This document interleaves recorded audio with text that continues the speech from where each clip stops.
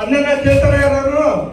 ನಾವ್ ಇನ್ಮೇಲೆ ತಟ್ಟೆಲ್ ಕೊಟ್ಟಿರೋ ಅನ್ನ ತರಕಾರಿ ಯಾವುದನ್ನು ಎಸೆಯಿಲ್ಲ ಅಂತ ಹೇಳ್ತೀರಾ? ಹೌದು ಸಾಲ ಅಂತ ಹೇಳ್ಬೇಕು.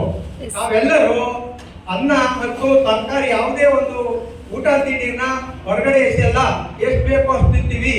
ನಮ್ಮ ತಂದೆ ತಾಯಿ ಹತ್ರ ಪೀಡ್ಕೊಳ್ಳಲ್ಲ, ಅಮ್ಮ ಅನ್ನ ಕೊಡು, ಅಮ್ಮ ಚಪಾತಿ ಕೊಡು, ತರಕಾರಿ ಕೊಡು ಅಂತ ಎಲ್ಲ ಕೇಳ್ತೀರಾ? ಎಲ್ಲ ಕೇಳ್ತಿರ್ಬೇಕು, ಕೇಳ್ತೀವಿ. ಚಿಂದಂತ ಮಕ್ಕಳು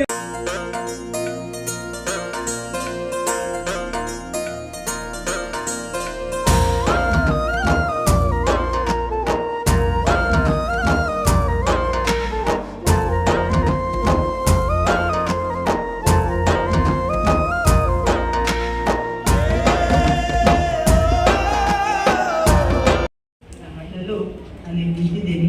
ಇವತ್ತು ಈ ಮಕ್ಕಳು ಕೃಷ್ಣ ಮತ್ತು ನಂದನ್ ಕುಮಾರ್ ಅವರ ಕಲೆಗಳನ್ನ ಈ ತಂಡ ನಿರೀಕ್ಷಣೆ ಕಂಡಿಡಿದು ಅವ್ರನ್ನ ಮೇಲೆತ್ತಿದ್ದಾರೆ. ಈ ಅನ್ನ ಎಂಬ ಈ ಒಂದು ಚಿತ್ರ ಬಹು ಚೆನ್ನಾಗಿ ಅದ್ಭುತವಾಗಿ ಮೂಡಿ ಬಂದಿದೆ, ನಾವೆಲ್ಲ ನೋಡಿದ್ವಿ. ಮತ್ತು ಅನ್ನ ಇದರ ಒಂದು ಬೆಲೆನ ಅವರು ಎಲ್ಲ ಸಾಮಾನ್ಯ ಜನರಿಗೆ ಪ್ರತಿಯೊಬ್ಬರಿಗೂ ಅರ್ಥಗರ್ಭಿತವಾಗಿ ಈ ಒಂದು ಚಿತ್ರದಲ್ಲಿ ನಿರ್ಮಾಣ ಮಾಡಿದ್ದಾರೆ. ಎರಡನೇದಾಗಿ ಈ ಚಿತ್ರನ ಒಂದು ಪಕ್ಕ ಹಳ್ಳಿಯಲ್ಲಿ ಅವರು ನಿರೀಕ್ಷೆ ತೆಗೆದುಕೊಂಡಿದ್ದಾರೆ. ಅದರ ಪರಿಸರ, ಜನಜೀವನ, ಪಕ್ಕ ಹಳ್ಳಿ, ಅವರು ಹಳ್ಳಿ ಜನರು ಬರೀ ಮುಗ್ಧತೆ ಜನ, ಅವರಲ್ಲಿ ಕಲ್ಮಶ ಇರೋದಿಲ್ಲ ಒಳಗಡೆ. ಅದರಿಂದ ನಾವು ಪಿಕ್ಚರಲ್ಲಿ ನಾವು ಗಮನಿಸಿದಾಗ ಅವ್ರು ಎಷ್ಟು ಚೆನ್ನಾಗಿ ಆ್ಯಕ್ಟ್ ಮಾಡ್ತಾರೆ, ಗಂಡಸರಾಗಲಿ ಹೆಂಗಸರಾಗಲಿ ತುಂಬ ಚೆನ್ನಾಗಿ ಆ್ಯಕ್ಟ್ ಮಾಡ್ತಾರೆ ಮುಗ್ಧತೆಯಿಂದ. ಮೂರನೇದಾಗಿ ಹಳ್ಳಿಯಲ್ಲಿ ಯಾವುದೇ ಒಂದು ಕಷ್ಟ ಬಂದರೆ ಅಕ್ಕಪಕ್ಕದವ್ರು ಯಾವ ರೀತಿ ಸಹಕರಿಸಿದ್ರು.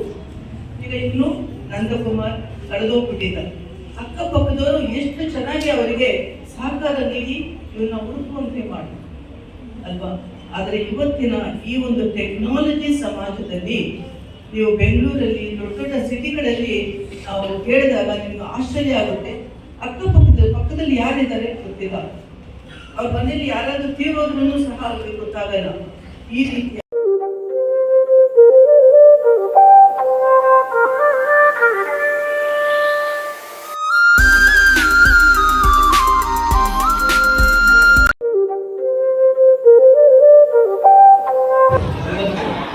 ಅಲ್ವಾ ಮಾಧವ ಅಂತ ಬಹಳ ದೂರ ನಟನೆ ಮಾಡಿದ್ರೆ ಈ ಕ್ಯಾಮ್ರಾ ನೋಡಿದ ತಕ್ಷಣ ಕೆಲವರು ಫೋಟೋ ತೆಗಿಸಕ್ಕೆ ಹೋದ್ರೆ ಕೆಲವರು